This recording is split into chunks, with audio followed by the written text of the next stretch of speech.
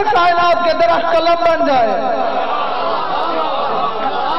زمین و آسمان اور پتے کاغذ بن جائے، جن و ملک کاتب بن جائے، یعنی قیامت تک تیرے فضائل لکھتے رہے، قیامت آ جائے گی۔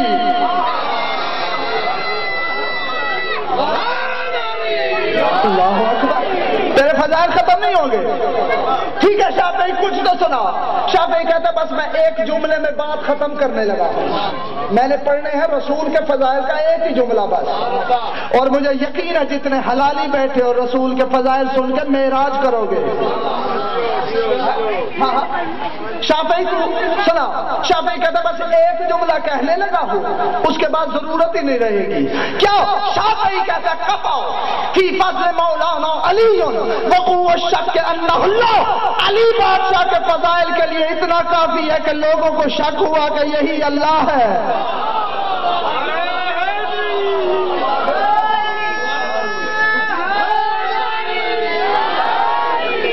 اللہ اکبر۔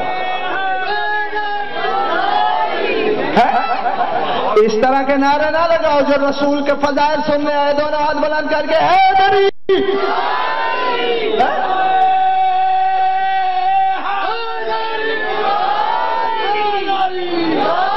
شافعی کہتا ہے کہ علی بادشاہ کے فضائل کے لیے ایک جملہ ہی کافی ہے کہ لوگوں کو شک ہوا کہ یہی بولو اللہ ہے۔ علی بادشاہ کے فضائل کی انتہا شافعی یہ بتا رہا ہے کہ لوگوں کو شک ہوا اللہ ہے۔ ٹھیک ہے، اور اسی طرح میرے اہل سنت بھائیوں کا عالم ڈاکٹر طاہر القادری، جب اس سے ممبر سے پوچھا گیا کہ ڈاکٹر طاہر القادری تو بتا صحابہ اور علی بادشاہ میں فرق کیا ہے؟ صحابہ کرام اور مولا علی میں کیا فرق ہے؟ تو شاہ ڈاکٹر طاہر القادری نے ممبر پہ اعلان کیا، کہتا ہے فرق بس اتنا ہے کہ صحابہ اگر سجدہ نہ کرے تو کافر لگتے ہیں، علی سجدہ نہ کرے تو اللہ لگتا ہے۔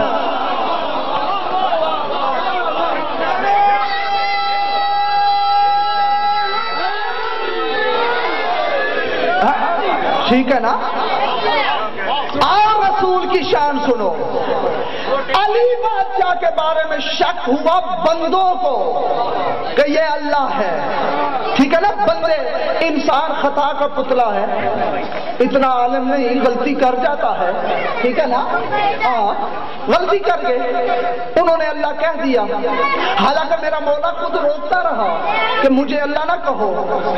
جب بھی کسی نے میرے مولا کو اللہ کہا، میرے مولا نے فوری تلوار نکالی، کہا توبہ کر۔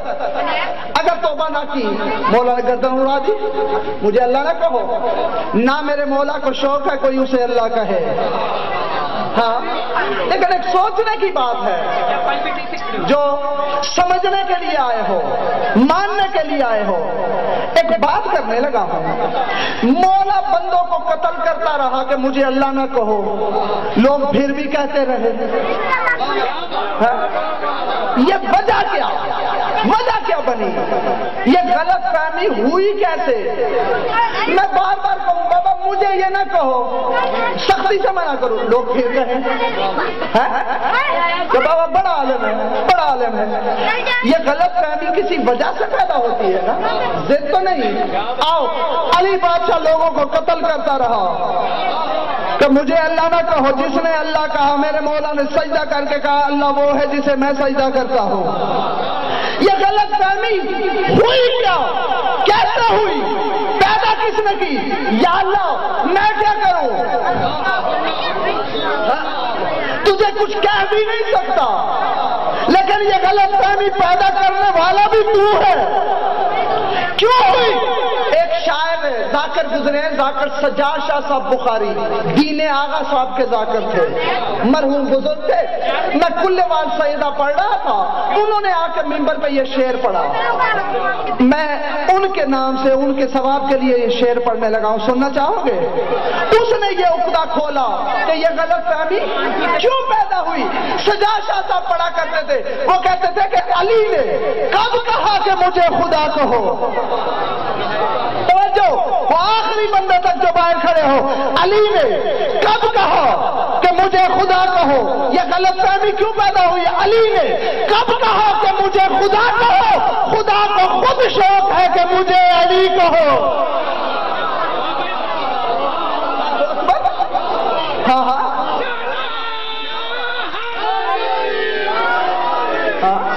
کبھی وہ ہوول علی العظیم کہتا ہے کہ میں علی عظیم ہوں، کبھی کہتا ہے میں علی کبیر ہوں، پتہ نہیں اس کو شوق ہے کہ مجھے کہو۔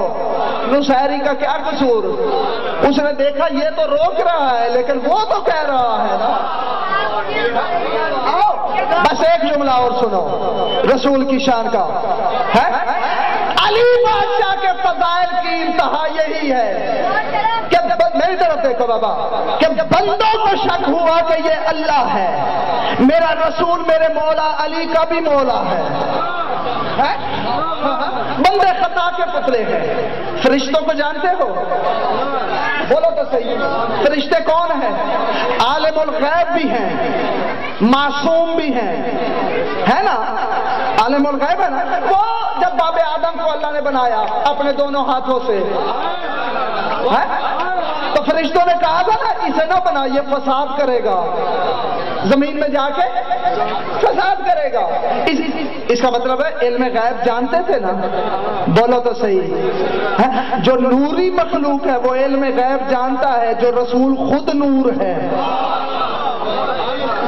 ٹھیک ہے نا؟ معصوم بھی ہے نا فرشتے، غلطی نہیں کرتے، ٹھیک ہے نا؟ آؤ علی بادشاہ کو بندوں نے اللہ کہا، رسول کی شان ہے شب معراج۔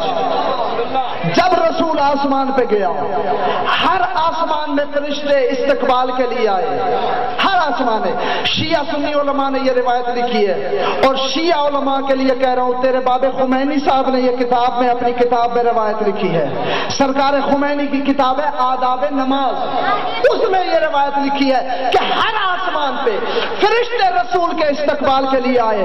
جیسے ہی فرشتوں نے پہلی مرتبہ رسول کو دیکھو، ایک مرتبہ رسول کو سجدہ کر کے کہتے ہیں یہ تو ہمارے اللہ جیسا لگتا ہے۔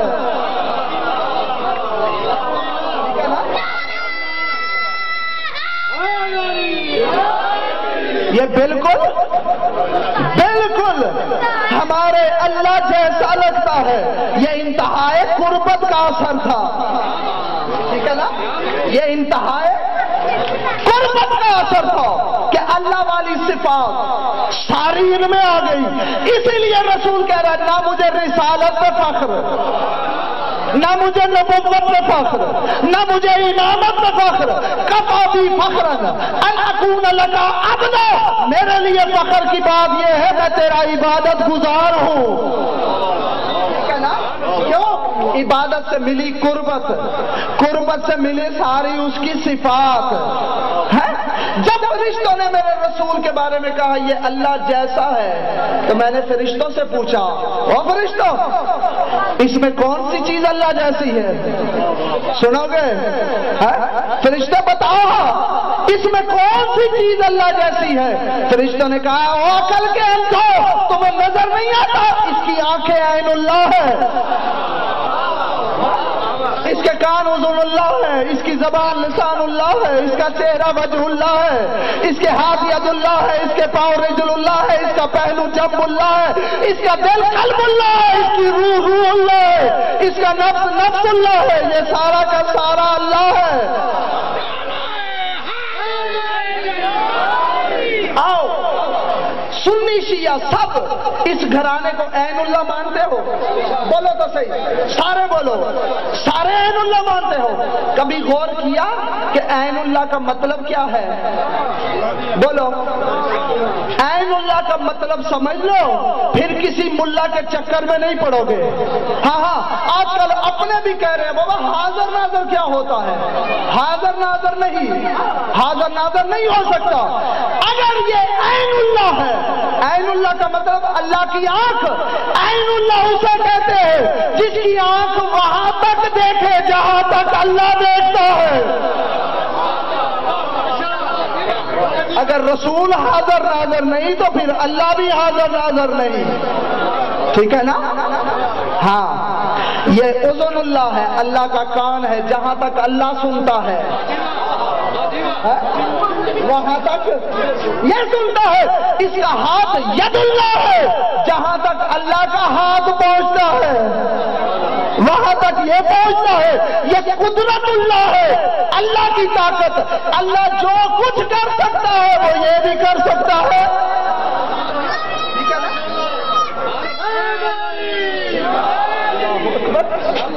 بس رسول کو ماننے کا حق یہی ہے کہ جتنی اللہ کی صفات ہیں مانو کہ وہ انتہائی قربت کی وجہ سے ساری صفات رسول میں ہے، ٹھیک ہے نا؟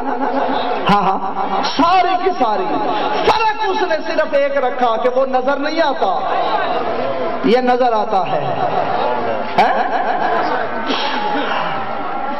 کیوں؟